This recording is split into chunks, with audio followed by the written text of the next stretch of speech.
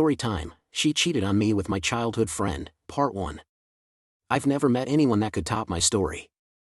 I married young. We were high school sweethearts that married a couple of years after I graduated. We had dated for 4 years prior to getting married, and had even lost our virginities to each other. We had a very strong emotional bond and a lot going for us in terms of loyalty. All things considered, it wasn't that bad of a deal.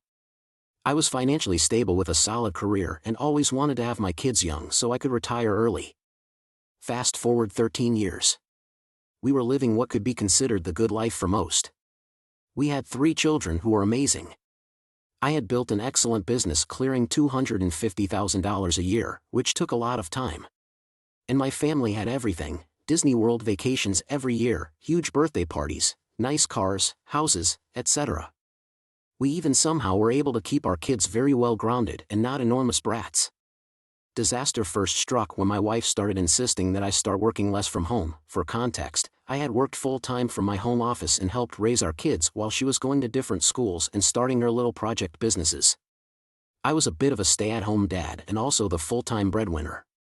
We had been having minor arguments, and this seemed like an odd request, but since our youngest child was now in school I thought it was fine and obliged. Her first of many affairs was with my best friend. This wasn't your run-of-the-mill best friend. I knew him since puberty basically, long before my wife even. I actually supported him and his wife and kids, and even his parents for most of my adult life. He was kind of a screw-up that couldn't keep a job. But hey, that careless attitude was part of his charm. I was the second to last person to speak to his father when he was on his deathbed, put me in front of his kids including the best friend, the last was his wife, to ask me to take care of the family when he left because he couldn't even trust his own son. I paid for the funeral and helped get my best friend's mom and sister's affairs in order, including cars, new housing, etc.